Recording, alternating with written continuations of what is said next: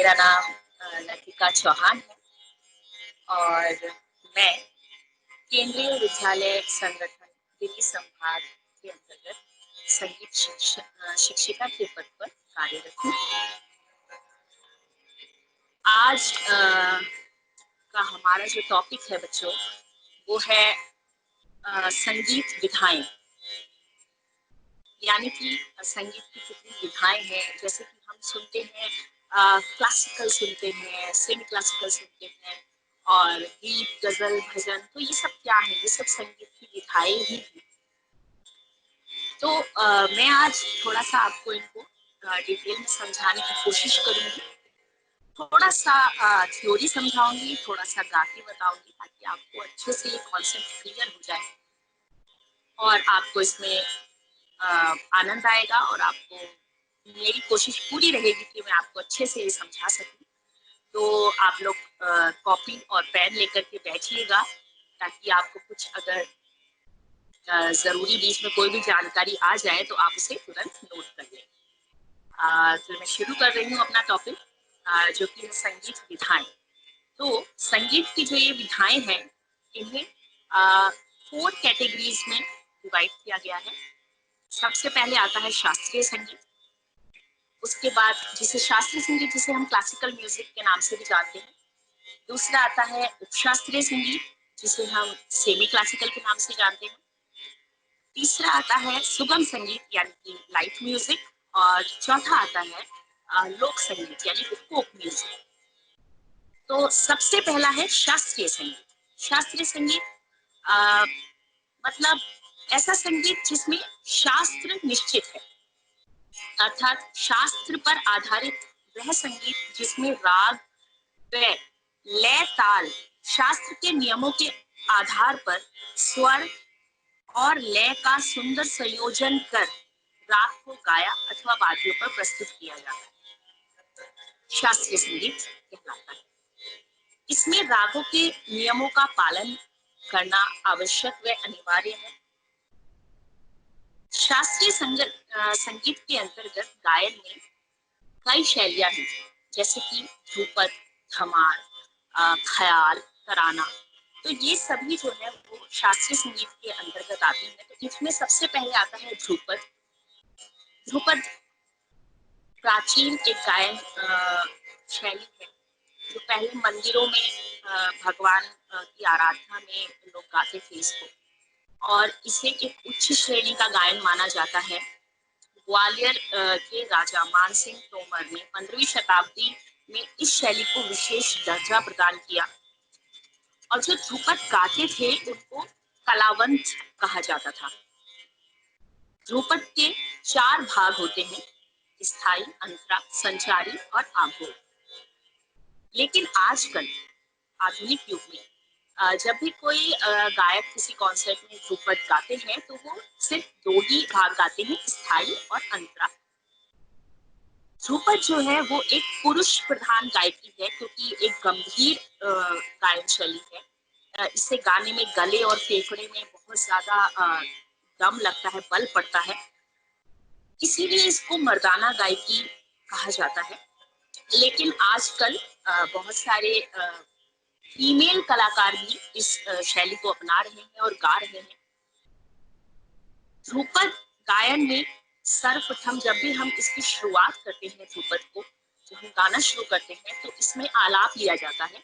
वो आलाप जो होता है आकार में नहीं होता, स्वरों में नहीं, मतलब स्वर बोल के नहीं, बल्कि वो आलाप जो होता है वो नोम तोम में लिया जाता है।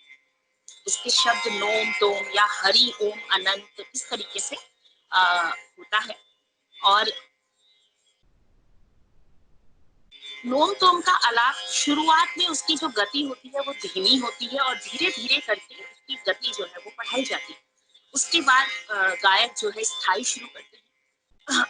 स्थाई के बाद अंतरा, फिर स्थाई में वो आकार या ताने नहीं लेते, बल्कि इसमें लयकारी दिखाई जाती है। लयकारी के द्वारा जैसे दुगुन दिखाई, तिगुन दिखाई, चौगुन, फिर आड़, कुआड़, बियाड़, इस तरीके से अलग अलग लयकारी दिखा करके जो गायक कलाकार सम पर आते हैं और अपना अलग अलग तरीके से वो गायन शैली को जो है प्रस्तुत करते हैं। तो ये एक कठिन गायकी है, इसे गाना इतना आसान नहीं है, बहुत ज्यादा रियाज लगता है इसमें।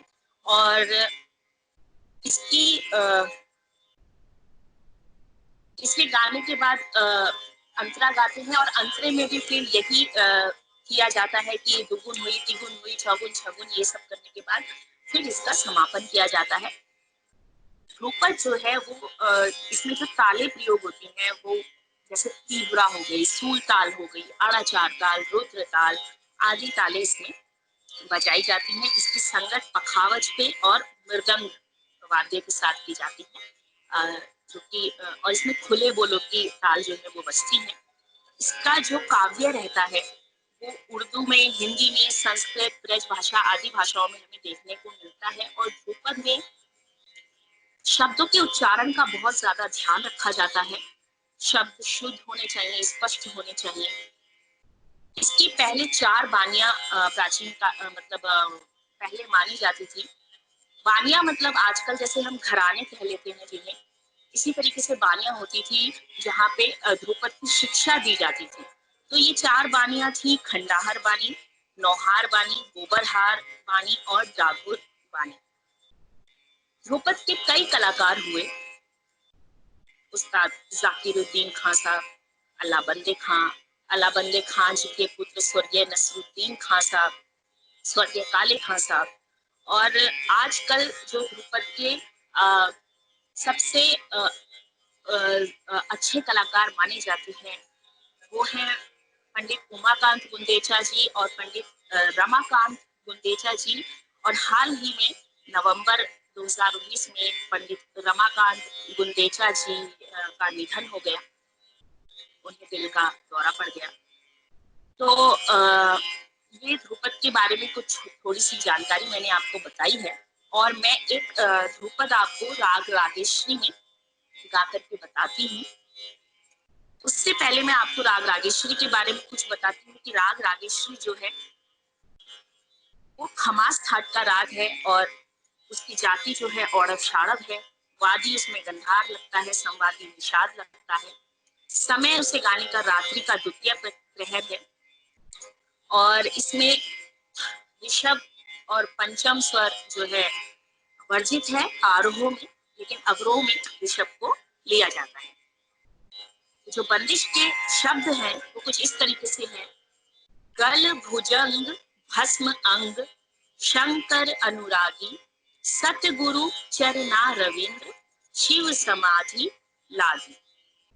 राग रागेश्वरी में हम कोमल निषाद का प्रयोग करते हैं। तो मैं ये आपको बंदिश सुना रही हूँ। 4 ताल में बंदिश है ये। तो मैं पहले बंदिश के आपको बोल बता देती हूँ, तबले के बोल बता देती हूँ। 4 ताल के बोल हैं: धा धा दिन ता ती त धा दिन ता ती त ग त ग दी ग न धा। 12 मात्रा की ताल है और सम से ही बंदिश की शुरुआत है। तो देखिए किस तरीके से है बंदिश। तो पहले थोड़ा सा राग में हम आरोह अवरोह पकड़ कर लेते हैं। सा गा मा धा नी सा,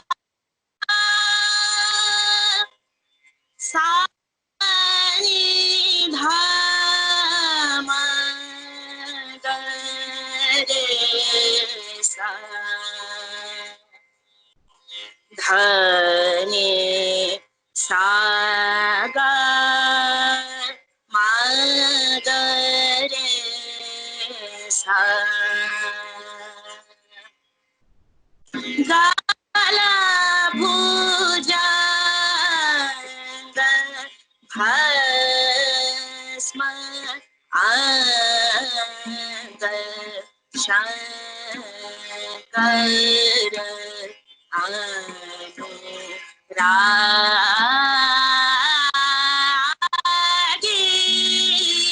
सद्गुरु चरण रविंद्र, शिव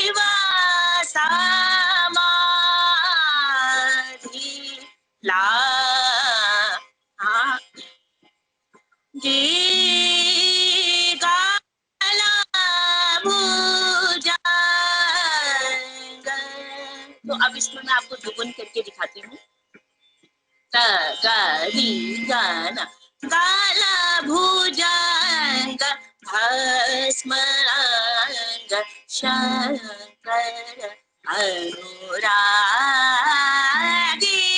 सद्गुरु चरणारविंद शिवा समाधि लागी गाला। ये दुगुन हो गई। अब हम इसमें तिगुन करेंगे। तिगुन में नवी मात्रा से उठाऊंगी। ग री ग न गाला भुजंग गाला भुजंग भस्म अंग शंकर अनुरागी सद्गुरु चरणारविंद शिव समाधि लागी गाला। ये त्रिगुण थी बच्चों। और अब हम चौगुन करेंगे। चौगुन सम से ग ग ग री ग गाला भुजंग भस्म अंग शंकर अनुरागी सद्गुरु चरणारविंद शिव समाधि लागी गाला भुजंग। और अब इसमें मैं 6 गुण आपको करके दिखाती हूँ। ग ग ग री ग गाला भुजंग भस्म अंग शंकर अनुरागी सद्गुरु चरणारविंद शिव समाधि लागी शिव समाधि लागी शिव समाधि लागी गाला भुजंग। तो इस तरीके से आपने देखा कि कैसे मैंने दुगुन की, तिगुन, चौगुन, फिर छगुन। तो ऐसे ही जो गायक कलाकार होते हैं वो ध्रुपद में दुगुन, तिगुन, चौगुन और भी बहुत सारी लयकारियां करते हैं। आल, पुआल, बियाल और भी कठिन कठिन लयकारियां जिससे वो अपने गायन को जो है दिखाते हैं। तो एक कठिन गायन शैली है। और अब आगे चलते हैं। आगे आ जाता है धमार ध्रुपद के बाद। ध्रुपद की तरह धमार में भी जो राग की शुरुआत होती है वो आलाप से यानी कि मोम टोम के आलाप से हम करते हैं। और धमार में होली के गीतों का वर्णन हमें देखने को मिलता है। और धमार की खास बात यह है कि धमार सिर्फ धमार ताल में ही गाया जाता है। जी हाँ, धमार ताल जो कि 14 मात्रा की ताल होती है और धमार में ही गाया जाता है। इसके बोल होते हैं क धी ट धी ट धा आ ग ती ट ती ट ता आ क। तो इस तरीके से ये धमार ताल हुई। और धमार धमार ताल में गाया जाता है। भगवान श्री कृष्ण की लीलाएं, राधा कृष्ण की लीलाएं, होली का उसमें उनका चित्रण, ये सब हमें इसके काव्य में देखने को मिलता है। इसका काव्य हिंदी, अवधी, ब्रज इन भाषाओं में मिलता है। और इसमें भी 4 ही भाग होते हैं, स्थायी, अंतरा, संचारी, आभोग। लेकिन आजकल सिर्फ स्थायी और अंतरा ही गाए जाते हैं। और मैं अब आपको थोड़ा सा जो धमार है वो गा के बताती हूँ। राग चंद्रकौंस में है, तो हम थोड़ा सा तानपुरा अपना सेट कर लेते हैं। चंद्रकौंस में है।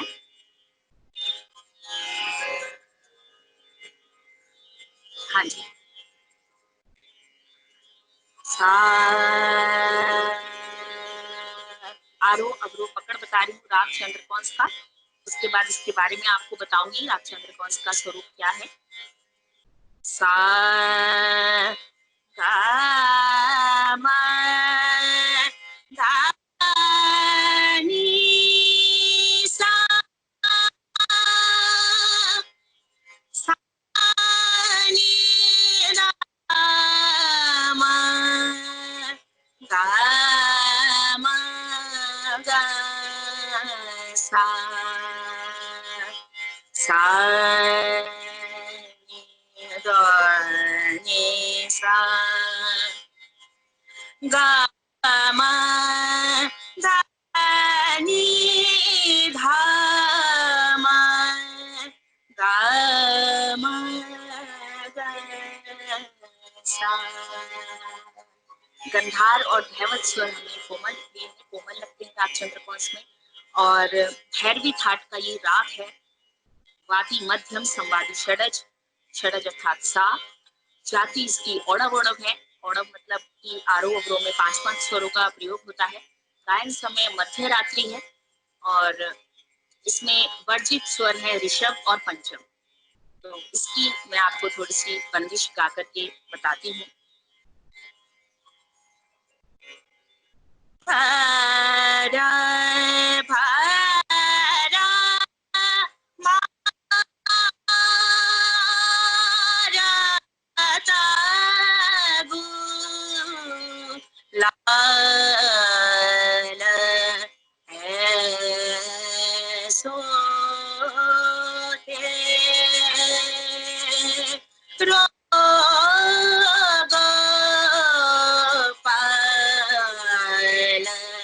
भर भर भर मारता गुलाल ऐसो तेरो गोपाल भर भर मा।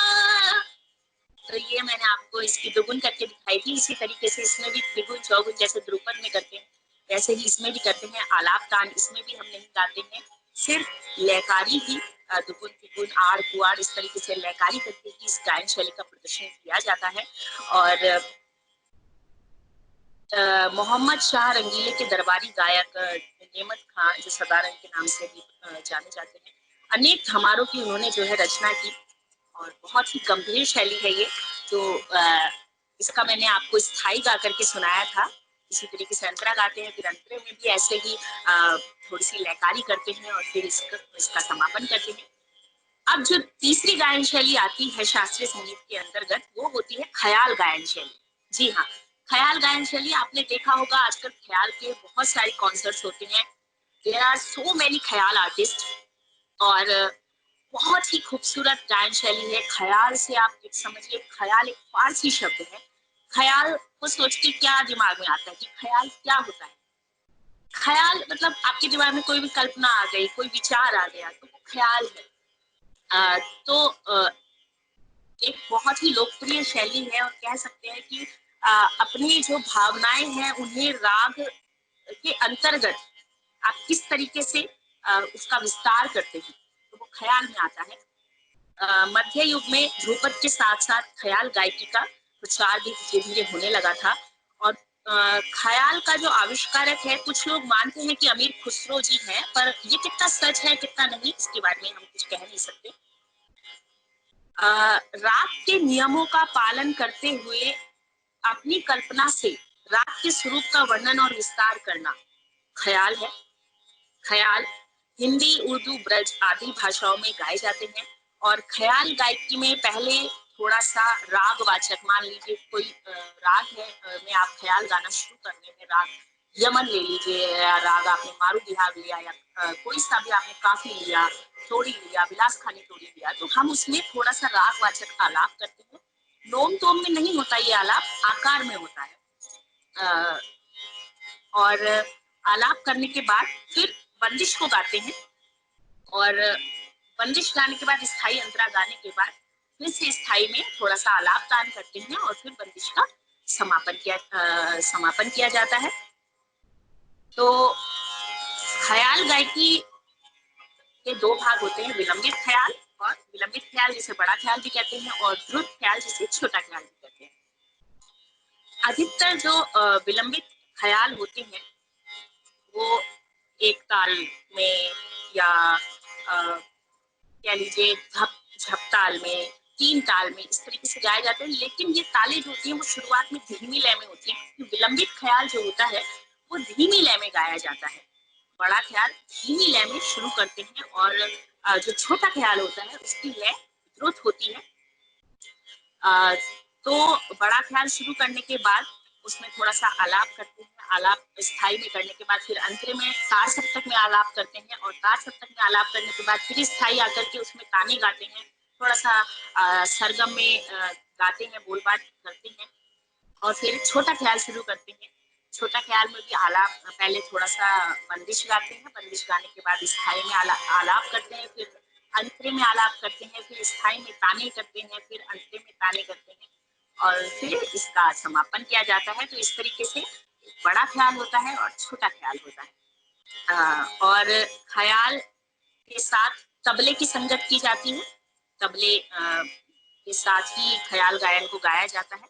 और ख्याल गायकी के बहुत सारे कलाकार हुए, अब्दुल करीम खान साहब, आमिर खान साहब, बड़े गुलाम अली खान साहब, पंडित भीमसेन जोशी जी, उस्ताद फैयाज खान साहब, और आजकल तो बहुत ही सारे गायक हैं ख्याल के, किस किस का मैं नाम बताऊं। उस्ताद राशिद खान साहब हैं, पंडित राजन साजन जी हैं, पंडित अजय चक्रवर्ती जी हैं, पंडित अजय चक्रवर्ती जी की पुत्री हैं कौशिकी चक्रवर्ती जी, बहुत ही मीठा गाती हैं, और पंडित जसराज जी हैं।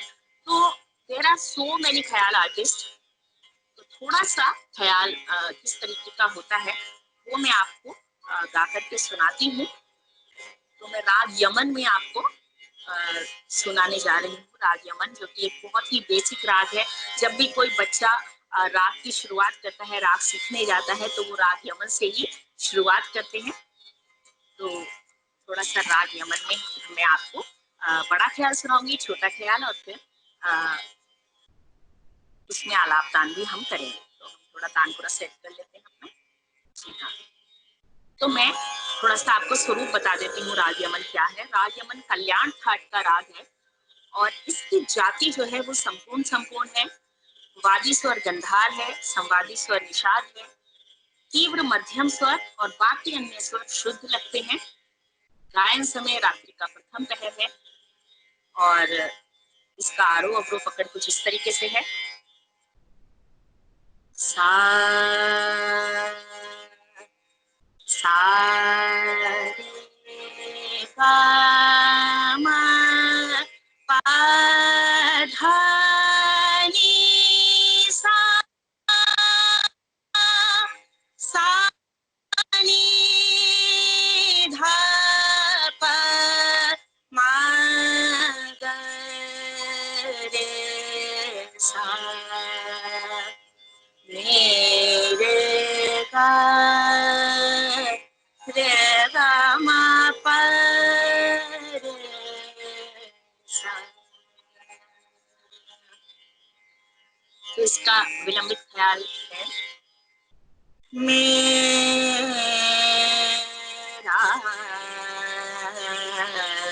मन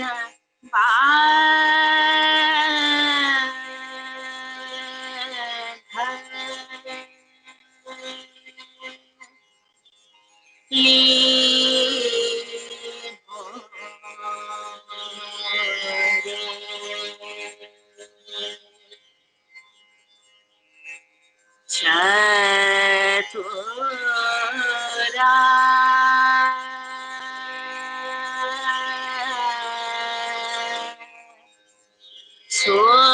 सोगारा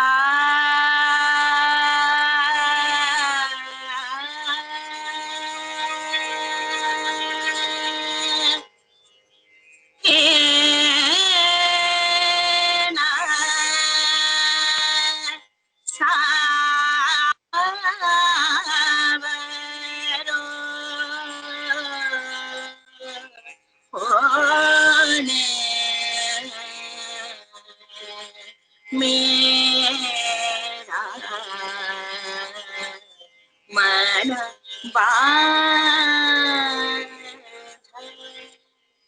एक ताल में ये बंदिश है, एक ताल को धीमा बजाया जाता है शुरू में, और इसी तरीके से बहुत ही देखा आपने, जैसे कि मैंने कितना स्लो गाया, तो इस स्लो ही गाया जाता है क्योंकि इसका नाम विलंबित ख्याल है। तो धीरे धीरे इसको गाते हैं, और फिर इसमें थोड़ा सा आलाप करते हैं स्वरों में। कह लीजिए बच्चे, जब हम बच्चों को सिखाना शुरू करते हैं तो हम स्वरों में सिखाते हैं उनको, लेकिन जब आर्टिस्ट गाते हैं तो वो शब्दों को लेकर के स्वरों में आलाप करते हैं। कैसे करते हैं मैं आपको बताती हूँ। मेरा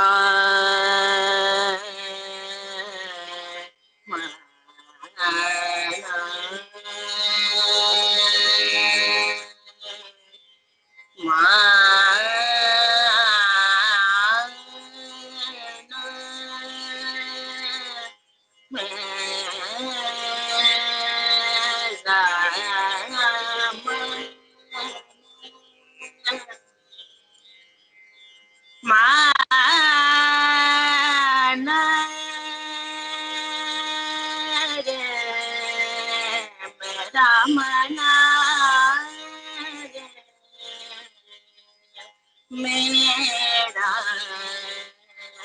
मन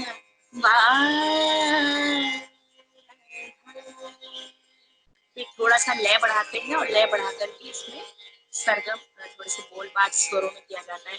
ने ने ने सा सा ने सा सा रे नि गा नि रे गा नि रे गा रे गा मा पा पा पा पा मा गा मा पा पा दा पा दा मा पा मा गा रे नि रे गा मा धा नि सा नि धा पा मा गा रे सा मेरा मन गाने आकार में मैं करके दिखा रही हूँ आपको।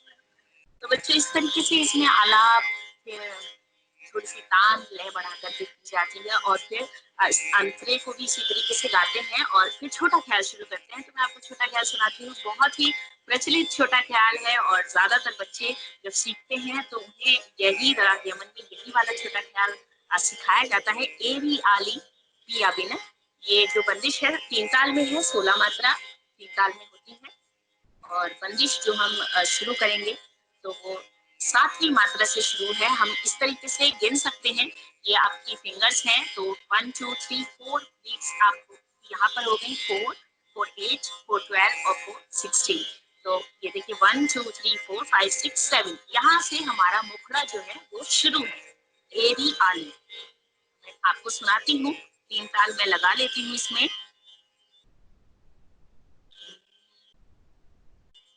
तबला थोड़ा सा तबले से गाऊंगी तो आपको भी थोड़ा सा आइडिया हो जाएगा, इसलिए। तो ये देखिए धिन धा धा धिन धिन धा धा टिन टिन ता ता धिन धिन धा धा धिन धिन धा धा धिन धिन धा धा टिन टिन ता ता धिन धिन धा। ये 3 ताल है जो हम इसमें 7वीं मात्रा से उठाएंगे। धा धिन धिन धा धा सखिए रियाली पिया बिना, सखिए रियाली पिया बिना, सखिए रियाली पिया बिना, सखी कलना परत मोहे घड़ी पल झैन, कलना परत मोहे घड़ी पल झैन रियाली पिया बिना, सखिए रियाली पिया बिना। आलाप देखिए रे गा रे गा मा पा रे सा सखिए रियाली पिया बिना, गा मा धा नि सा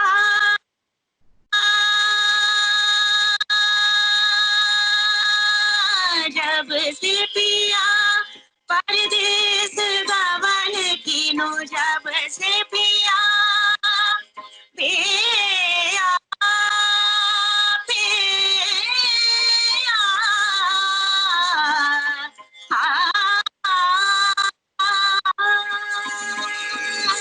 जब से पिया परदेस गवन कीनो, रतिया काटत मोहि तारे, रतिया काटत मोहि तारे, गिना गिना रियाली पिया बिना।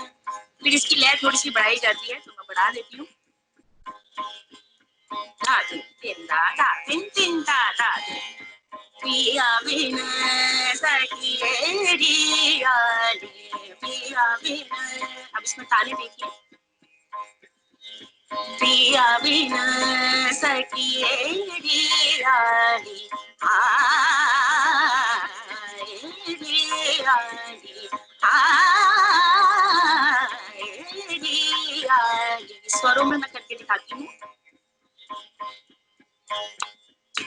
पिया बिन सखिए रियाली मेरे गमा पमा रे साए रियाली गमा रे साई ला पमा रे साए रियाली धनी सा धनी सा धनी साई ला पमा रे साए रियाली साई ला नी रे साई ला पमा रे साए रियाली। इसी को हम आकार में कर देते हैं। आली पिया बिन सखिए जियाली आए रियाली पिया बिन सखिए जियाली आए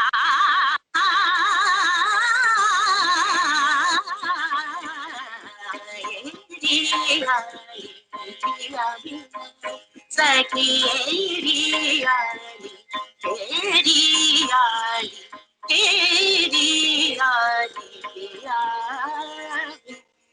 इस तरीके से तिहाई लगा करके बंदिश को अंत करते हैं। और उसके बाद जो है नेक्स्ट जो शैली आती है वो आती है तराना। तराना गायन शैली जो कि ख्याल गायन के बाद मतलब विलंबित और छोटा ख्याल गाने के बाद अक्सर जो ज्यादातर आर्टिस्ट होते हैं वो गाते हैं। कोई कंपलसरी नहीं है, it's depend on artist mood कि वो तराना गाना चाहते हैं कि नहीं गाना चाहते हैं। तो तराना भी बहुत ही मतलब एक बहुत ही विख्यात गायन शैली है और बहुत ही सुंदर लगती है गाने में। द्रुत लय में ही इसको गाया बजाया जाता है। और तराने के जो बोल होते हैं वो नॉर्म मतलब जैसे हम बोल रहे हैं वो शब्द अर्थहीन होते हैं, उनका कोई मतलब नहीं होता। उसके शब्द होते हैं ताना तदियन तदेरेना दीन ताना देरेना, इस तरीके से होते हैं। और तराने के दो भाग होते हैं, स्थाई और अल्ट्रा। और तानों का प्रयोग तराने में होता है, आलाप तराने में नहीं गाए जाते क्योंकि आलाप तराना जो है वो द्रुत गायन शैली है, तो इसमें आलाप नहीं गाते हैं, सिर्फ ताने गाते हैं और द्रुत लय में ही गाते हैं। और ज्यादातर हम देखते हैं कि तराने जो है वो 3 ताल में हमें देखने को मिलते हैं। तो 3 ताल में ही मैं आपको एक और तराना सुनाने जा रही हूँ। एक तराना 3 ताल में है, सुनिएगा। ये भी 7वीं मात्रा से ही शुरू है, जहां से हमारी छोटे ख्याल की बंदिश मैंने आपको सुनाई थी। सुनिए। धा दिन धा धा दिन धा धा दिन धा धा दिन धा देर देर तारे दानी दियन तोम तनन देर देर तारे दानी दियन तोम तनन देर देर तारे दानी तोम तनन द्रे तोम तनन तन ताना दे दे तारी दानी दे दे ता दानी ताना ना ना ना ना दे दे तारे दानी दियन तोम ताना ना दे दे तारे दानी दी द्रे तोम दे दे तोम तोम ताना ना दे रे ना ताने दे रे ताना ना दीम तदीम ताना ना दे दे तारे दानी दियन तोम तनन दे तारे दानी दियन तारे दानी दियन तारे दानी दियन तोम तनन। तो ये बच्चों तराना था।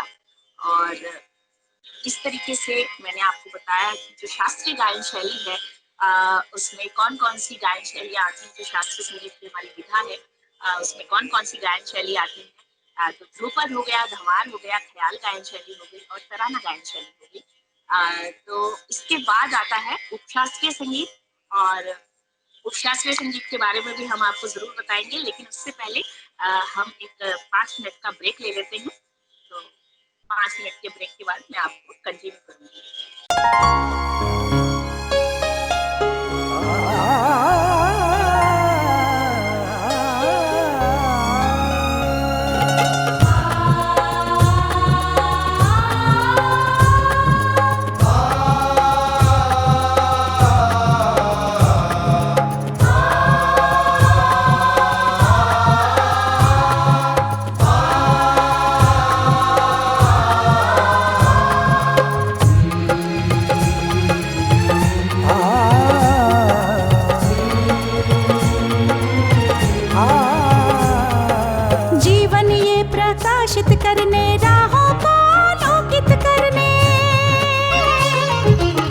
जीवन ये प्रकाशित करने, राहों को आलोकित करने।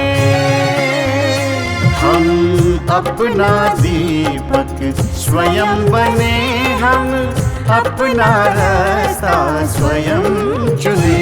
हम अपना दीपक स्वयं बने, हम अपना रास्ता स्वयं चुने। जीवन ये प्रकाशित करने, राहों को आलोकित करने।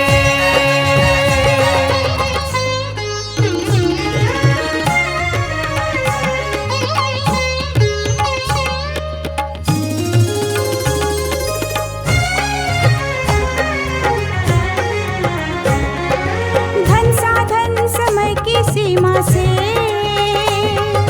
विद्यालय जो मुक्त हो, धन साधन समय की सीमा से विद्यालय जो मुक्त हो। कभी पढ़े हम कहीं पढ़े, वे विषय की लोच से युक्त हो। कभी पढ़े हम कहीं पढ़े, वे विषय की लोच से युक्त हो। मित्रों हम उठे और जागे, मंजिल आने की ध्वनि सुने। हम अपना दीपक स्वयं बने, हम अपना रास्ता स्वयं चुने।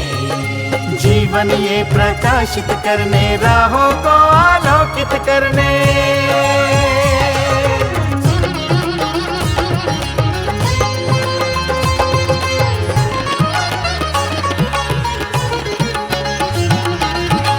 राष्ट्रीय मुक्त विद्यालय का है द्वार खुला सबकी खातिर। शिक्षा परीक्षा का अवसर एक बार ही क्यों मिलता फिर।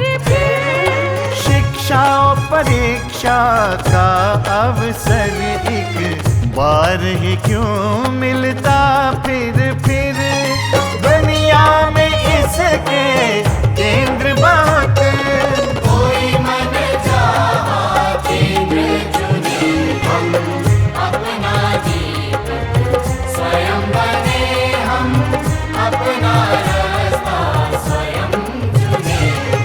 कोई मन चाहा केंद्र चुने। स्वयं बने, हम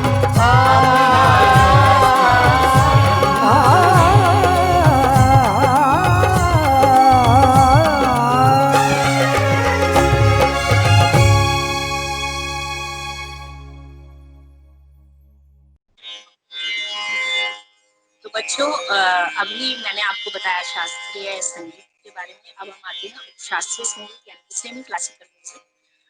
तो सेमी क्लासिकल म्यूजिक शास्त्रीय संगीत शैली में राग होते हैं, रागों में गाया जाता है, लेकिन शास्त्रीय संगीत के समान इसमें राग नियमों का अधिक बंधन नहीं होता। गीत के सौंदर्य पे विशेष ध्यान दिया जाता है और राग के नियमों को शिथिल करते हुए गीत के श्रृंगार के लिए कर्ण, मूर्ति, खटका इत्यादि गमकों का जो है, जो गमक के प्रकार हैं, इनका प्रयोग किया जाता है।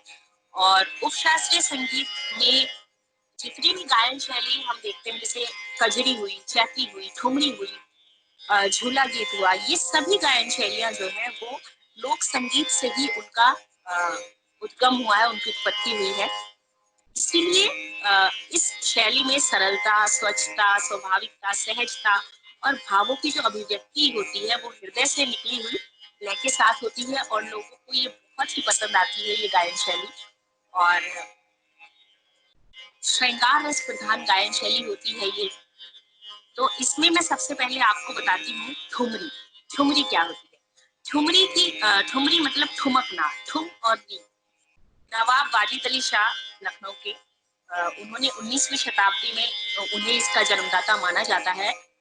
और स्वर ताल तो प्रमुख है ही इस शैली में, लेकिन काव्य भी बहुत प्रबल रहता है और शब्दों की कोमलता और उन्हें गाने का ढंग ठुमरी की जो है विशेषता है। ठुमरी की काव्य रचना छोटी होती है और ठुमरी गायकी का विकास जो है वो कथक नृत्य के साथ हुआ। कथक नृत्य में आज भी ठुमरी गाई जाती है और इसके साथ ही जो नर्तक होते हैं वो उसमें अभिनय करके अपने नृत्य को अभिव्यक्त करते हैं। ठुमरी, खमाज, मांड, पीलू, काफी, पहाड़ी इत्यादि रागों में हमें देखने को मिलती है और दादरा, कहरवा, दीपचंदी, जट आदि तालों में गाई बजाई जाती है। शुरू में ठुमरी की जो लय होती है वो थोड़ी सी धीमी होती है, धीमी लय से शुरुआत करते हैं और अंत में फिर तबले पे लगी लड़ी शुरू हो जाती है कहरवा में, तो उसमें इसकी लय जो है बढ़ जाती है। और ठुमरी के दो अंग हैं, एक तो पूरब का अंग और पंजाब का अंग। ठुमरी की शुरुआत लखनऊ में हुई, जैसे कि मैंने बताया नवाब वाजिद अली शाह जो इसके जन्मदाता माने जाते हैं। और पूरब अंग और पंजाब अंग की धीरे धीरे लखनऊ से जो है ये बनारस में चली गई और बनारस अंग से आजकल लखनऊ की ठुमरी ना के बराबर हो गई है और बनारस की भी ठुमरी फेमस है। और एक है पंजाब अंग यानी कि पटियाला अंग। तो मैं आपको थोड़ी सी जो है ठुमरी गा करके सुनाती हूँ राग माज खमाज में।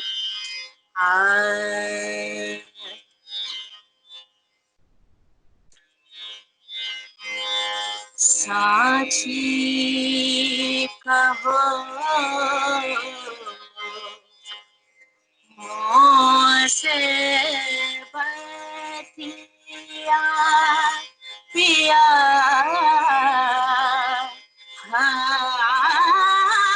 कहाँ गवाई सारी रतिया साची कहो मोसे बतिया। तो इसमें भाव को कहने का अंदाज रहता है, जैसे नायिका अपने मतलब नायक से पूछ रही है कि भाई कहाँ गवाई आपने इतनी सारी रात, आप कहाँ थे। तो वो कभी प्यार से पूछती है, कभी डांट के पूछती है, कभी रूठ के पूछती है। तो अलग अलग तरीके से इसमें गा करके दिखाते हैं कि जैसे अगर प्यार से पूछेगी तो कैसे पूछेगी। देखिए, मुझसे बतिया बतिया साची कहो रे साची कहो मुझसे। और अगर इसी बात को उसे गुस्से में पूछना है तो वो जब नहीं बता रहे हैं तो फिर गुस्सा आ जाता है कि भाई बार बार पूछ रहे हैं पर नहीं बता रहे हैं। तो गुस्से का अंदाज देखिए, मुझसे बतिया पिया हाँ मुझसे, अरे मुझसे बतिया बतिया साची कहो मुझसे बतिया। तो इस तरीके से जो कलाकार होते हैं वो अलग अलग भावों को अभिव्यक्त करते हैं। और फिर लगी लड़ी होती है तबले में और इसकी लय बढ़ाई जाती है, जैसे साची कहो मुझसे बतिया पिया रे साची कहो मुझसे बतिया पिया रे साची कहो मुझसे बतिया रे साची कहो मुझसे बतिया साची कहो मुझसे बतिया साची कहो मुझसे साची कहो मुझसे साची कहो मुझसे बतिया। तो ये बच्चे ठुमरी है। और फिर उपशास्त्र संगीत के ही अंतर्गत आती है दादरा आता है, खजरी आती है, चैती आती है। खजरी जो होती है वो सावन के महीने में गाई जाती है और चैती चैत्र मास में गाई जाती है। और जो दादरा है, दादरा भी एक मध्य लय और द्रुत लय की गायन शैली है और इसमें ज्यादातर दादरा ताल में ही दादरा गाए जाते हैं। और बहुत से दादरा कहरवा ताल में भी हमें देखने को मिलते हैं, बहुत ही मधुर होते हैं और बहुत ही भावुक होते हैं। दादरा श्रृंगार रस प्रधान होते हैं, दादरे की लय थोड़ी झूलती हुई सी होती है। और स्थाई और अंतरा ये दो ही भाग होते हैं, खमाज काफी की इसी तरीके के राग में थोड़े ये चंचल रागों में ये हम सुनने को मिलते हैं। तो मैं आपको एक दादरा जो है वो सुनाती हूँ।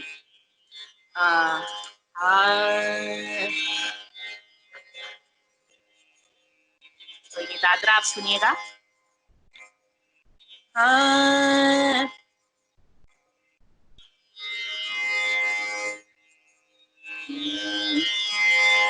जियरा पे कर गयो वार रे, हाँ जियरा पे कर गयो वार रे, हाँ सैया सजिए तोरे नैना रसीले, सैया सजिए तोरे नैना रसीले, जियरा पे कर गयो वार रे, हाँ सैया सजिए तोरे नैना रसीले। तो ये दादरा था, थोड़ा सा चलता हुआ, थोड़ा सा द्रुत लय में, इस तरीके से दादरा होते हैं। और फिर हम आ जाते हैं कजरी पे, क्योंकि टाइम थोड़ा है इसलिए मैं आपको जल्दी जल्दी बताने की कोशिश कर रही हूँ। कजरी कजरी एक वर्षा ऋतु का गीत है, और इसमें उमड़ते घुमड़ते काले बादल दादुर मोर बोल रहे हैं, और बिजली चमक रही है, इस तरीके का जो वर्णन होता है वही हमें देखने को मिलता है कजरी में। और एक कजरी भी मैं आपको सुनाती हूँ कि कजरी किस तरीके की होती है। हाँ, पीलू में है। सावन झरे लागेला धीरे धीरे, सावन झरे लागेला धीरे धीरे, सावन झरे लागेला धीरे धीरे, सावन झरे। अब इसका अंतरा सुनिए।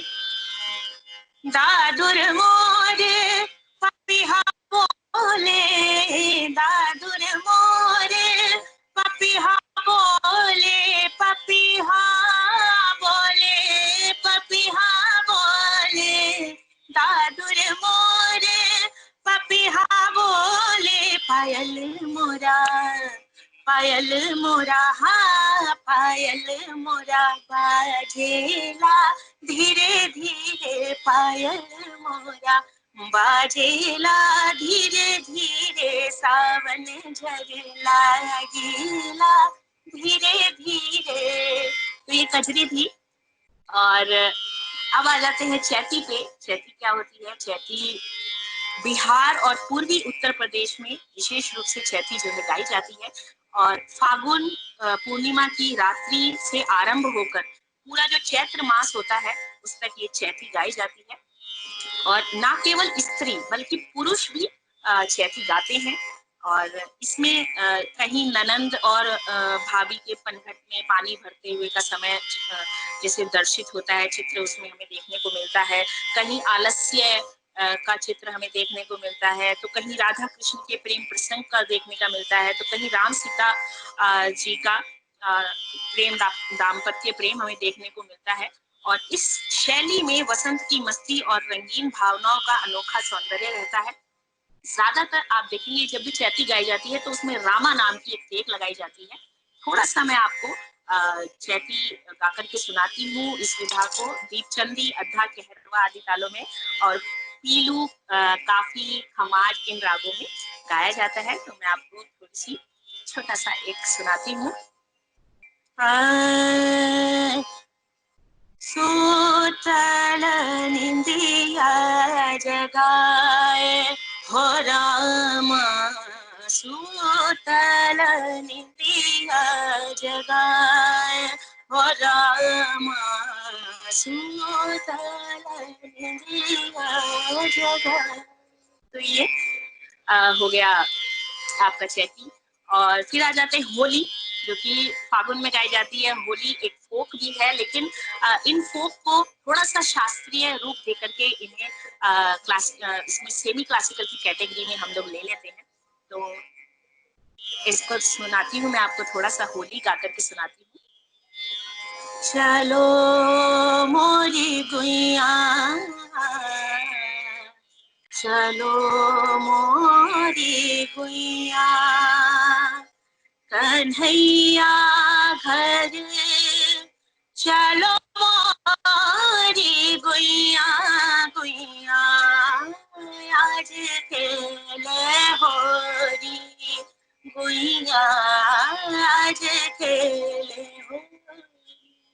इस तरीके से होली है। और ज्यादातर जब भी कोई आर्टिस्ट कॉन्सर्ट में ख्याल गाते हैं तो वो उसके बाद ठुमरी, दादरा, इस तरीके की चीजें सुनाते हैं जो कि बहुत ही ऑडियंस को पसंद आती हैं। तो ये हो गई हमारी उपशास्त्रीय संगीत शैली। और इसके बाद आ जाते हैं हम सुगम संगीत पे। सुगम संगीत के अंतर्गत सुगम मतलब सरल, जैसे कि इसके नाम से ही हमें पता चल जाता है, मतलब जिसमें रागदारी का इतना ज्यादा हेर फेर नहीं रहता, मस्ती से गाते हैं, बहुत ज्यादा इसमें जो है रागों का बंधन नहीं रहता, तो उसे सुगम संगीत कहते हैं। तो सुगम संगीत में सबसे पहले गजल पे आ जाते हैं। सुगम संगीत में गजल, भजन और गीत, ये तीन आते हैं। तो गजल जो है, गजल का जो प्रसारित करने का श्रेय है वो प्रसिद्ध सूफी संत ख्वाजा मुइनुद्दीन चिश्ती जी को जाता है, और इसे प्रतिष्ठा दिलवाने का श्रेय अमीर खुसरो जी को जाता है। और इसमें स्थाई और अंतरे होते हैं, और अंतरा 1, 2, 3 बल्कि और भी बहुत सारे हो सकते हैं। और गजल श्रृंगार रस प्रधान शैली है। इसमें कहीं अगर प्रेम की भावना दिखती है तो कहीं ये थोड़ा करुण रस भी हमें इसमें देखने को मिलता है। और उर्दू, फारसी, पंजाबी, इन भाषाओं में हमें सुनने को मिलता है। कहरवा, दादरा, रूपक इसमें बजाई जाती है। तो थोड़ा सा गजल जो है, गजल सिंगर बहुत हैं हमारी इंडस्ट्री में। जगजीत सिंह जी हुए, उस्ताद गुलाम अली खान साहब हुए। तो गजल हो गई। फिर भजन। भजन ईश्वर की उपासना और ईश्वर का गुणगान, यानी कि भजन। भजन आप तो सुनते ही रहते हैं कि भजन अनूप जलोटा जी, अनुराधा पोडवाल जी, ये सारे भजन सिंगर्स हैं हमारी इंडस्ट्री में। और हैती खमाज काफी रागों में भजन जो है देखने को मिलते हैं। और आलाप गान की कहीं अगर आवश्यकता होती है भजन में तो थोड़ा सा ले लेते हैं, गायक ज्यादा नहीं लेते हैं। और ये भी एक सुगम संगीत की शैली है। और इसी में गीत भी आ जाते हैं। तो गीत एक भाव प्रधान शैली है, और इसमें इन गीतों में भाषा शैली साहित्यिक होती है। जैसा प्रसंग होता है वैसा ही गीत का भाव होता है। जैसे अगर कहीं मिलन का है तो मिलने का ही गीत होगा, बिछुड़ने का है तो उसमें काव्य भी बिछुड़ने वाला होगा। तो इस तरीके से रहता है। और अपनी बॉलीवुड इंडस्ट्री तो पूरी इससे भरी हुई है। अरिजीत जी, लता जी, रफी साहब, किशोर साहब, ये सभी जो है बहुत ही अच्छे गायक कलाकार हैं अपनी इंडस्ट्री में। तो थोड़ा सा ये मैंने आपको सुगम संगीत के बारे में बताया, थोड़ा सा गा के बताना चाहती थी पर टाइम नहीं है। तो मैं आपको एक और इसके बाद की जो हमारी फोक गायन शैली है वो मैं बता देती हूँ। फोक जो लोकगीत है, तो लोकगीत क्या है? जो लोगों से सीधे सीधे जुड़ा हुआ है उसे हम लोकगीत कहते हैं। शास्त्रीय संगीत से लोकगीत अलग है एकदम ही। हर घर, नगर, गांव के लोगों के जो गीत होते हैं वो लोकगीत होते हैं। सबके अपने अपने गीत होते हैं। लोकगीत गाने के लिए शास्त्रीय संगीत की तरह हमें प्रयास या अभ्यास की जरूरत नहीं है। त्योहार और विशेष अवसरों पर ये गीत गाए जाते हैं। जैसे आप शादी में सुनते हैं बन्ना बन्नी, तो ये एक लोकगीत की ही फॉर्म है।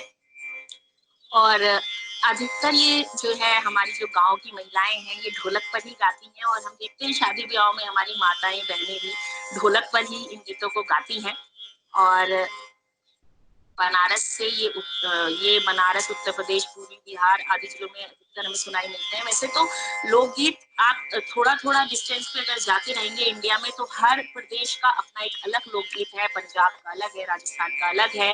और इन लोकगीतों का तो कहीं ना कहीं हमारे क्लासिकल संगीत ने भी अपनाया है। जो राजस्थान का मान है वो हम देख सकते हैं कि उसे क्लासिकल में भी लिया गया है। और जैसे पहाड़ी है, कुमाऊं पहाड़ का पहाड़ी है, पहाड़ी राग को भी क्लासिकल में लिया गया है। तो कहीं ना कहीं लोकगीत से ही जो ये संगीत है क्लासिकल निकला है, सेमी क्लासिकल और क्लासिकल। और लोकगीत जो है दादरा, कहरवा, इन चलती हुई लय में हमें देखने और सुनने को मिलते हैं। और बहुत से लोक गायक हैं जैसे भरत शर्मा है, मालिनी अवस्थी जी है, उर्वशी, रेणुका, ब्रज किशोर, ये सभी लोकगीत के गायक हैं। और मैं आपको लोकगीत सुनाती हूँ और फिर हम इस अपने जो कार्यक्रम का है जो वो अंत करेंगे। तो थोड़ा सा एक लोकगीत मैं आपको सुनाती हूँ कि लोकगीत का जो चलन है वो कैसा होता है।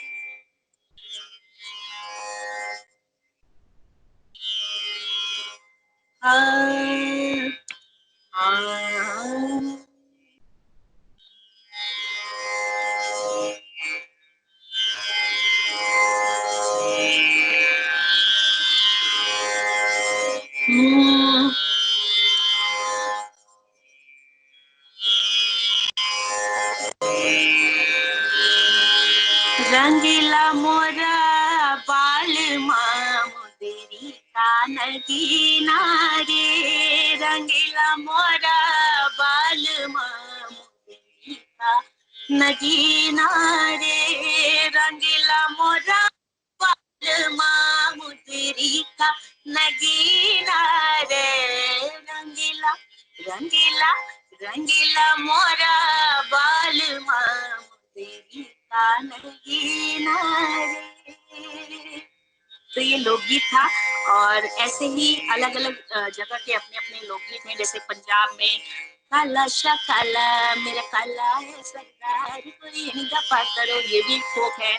और राजस्थान का आपने सुना होगा केसरिया पालम आवानी पधारो मारे देश। तो ये राजस्थानी और पहाड़ का बहुत ही फेमस है। पाको बारमासा हुनरण के पल पाको छेका मेरी छेला। और यूपी में तो बहुत ही हैं। जैसे कई हमने मूवीज में भी सुने हैं कि ओ तार बिजली से पतले हमारे पिया तार बिजली से पतले। और इलारुन जी का है बनो तेरी अखियाँ सुर में गाने बनो तेरी अखियाँ सुर में गाने। तो ये सभी लोकगीत हैं बच्चों, और इन्हें मूवीज में भी लिया गया है। बॉलीवुड इंडस्ट्री भी लोकगीतों से हमारी भरी पड़ी है। तो ये 4 शैलियां थी, 4 विधाएं थी हमारे संगीत की। शास्त्रीय संगीत, उपशास्त्रीय संगीत और सुगम संगीत। सुगम संगीत में मैं आपको कुछ सुना नहीं पाई क्योंकि टाइम खत्म हो गया है। और लोकगीत, तो ये 4 शैलियां मैंने पूरी कोशिश करी है आपको अच्छे से समझाने की। और आशा करती हूँ आप बच्चों को समझ में आया होगा, आपको ये लेसन अच्छा लगा होगा। Thank you so much. और अपना ध्यान रखिएगा, कोरोना की इस महामारी में स्वस्थ रहिएगा। और ठीक है, थैंक यू।